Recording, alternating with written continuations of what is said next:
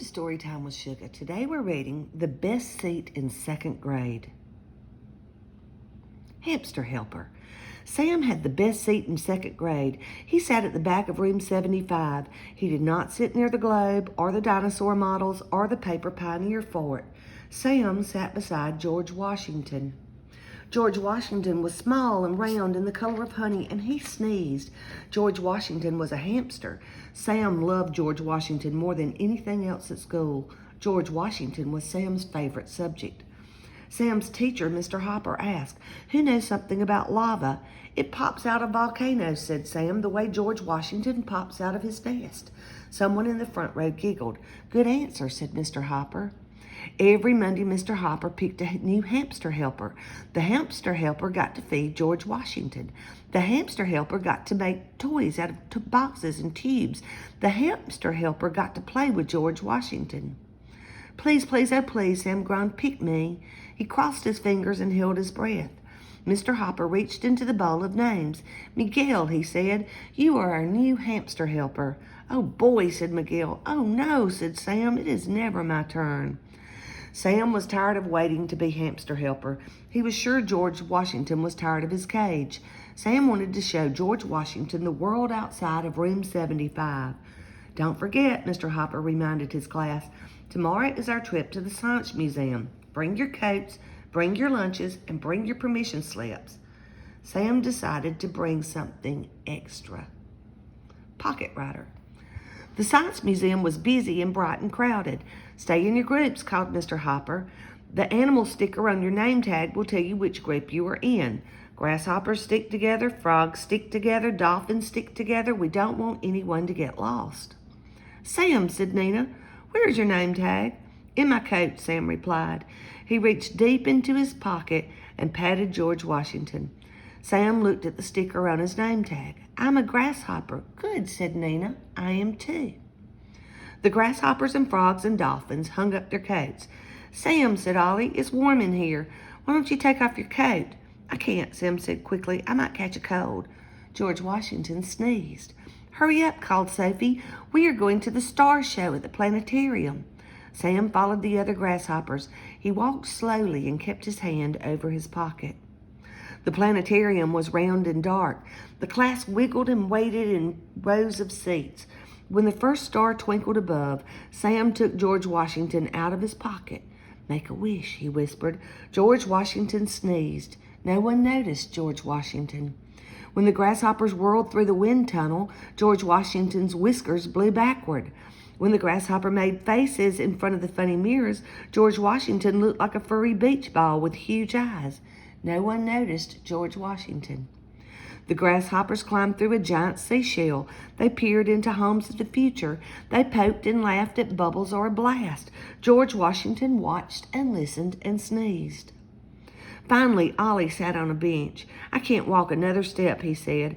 "I'm hungry," said Nina. "I'm thirsty," said Miguel. "Me too," grumbled Sophie. Sam did not want to eat lunch. George Washington might smell something yummy and pop right out of his pocket. "I'll catch up with you later," Sam said as he dashed down the hall. "But Sam," Nina called, "where are you going?" "Grasshoppers are supposed to stick together." The Animal Zone. Sam ran upstairs and saw a sign for the Animal Zone. He took a deep breath and said, "Wait until you see what is here." Sam held up George Washington in front of each display. They looked at baby rabbits and baby chicks. George Washington sneezed. "Don't look," Sam whispered. When they reached a tank of boa constrictors, George Washington trembled. "Now," said Sam, "here is the best place of all." The hamster habitat was a jumble of tubes and tunnels.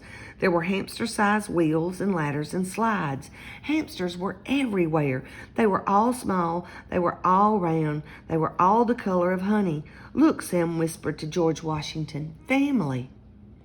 Footsteps clattered down the hall as the rest of the grasshoppers rushed toward Sam. "There you are, Sam," they shouted. "Are you all right?" "I'm fine," said Sam. "I was just showing the hamsters to—" He stopped talking. George Washington was in his hands. George Washington was right in front of Ollie, Miguel, Sophie, and Nina. Everyone noticed George Washington. "Sam," cried Nina, "what have you done?" Before he could answer, George Washington jumped out of Sam's hands and into the hamster habitat. Sam's favorite subject. Sam screamed. He did not move. "Oh no," Sophie groaned. Ollie yelled at Sam. Nina yelled at Ollie. Miguel shouted, "Help." Mr. Hopper hurried up the stairs to the animal zone. The frogs and dolphins followed right behind him. "What's wrong?" called Mr. Hopper. The grasshoppers pointed to Sam. He pointed to the hamster habitat. Sam moaned, "He's gone." "Who?" asked Mr. Hopper. "George Washington," mumbled Sam. "He's in there." Everybody stared at the sea of busy hamsters.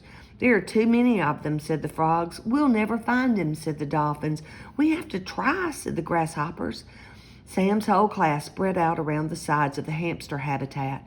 "Look for something small," said Ollie. "And round," said Miguel. "And the color of honey," said Sophie.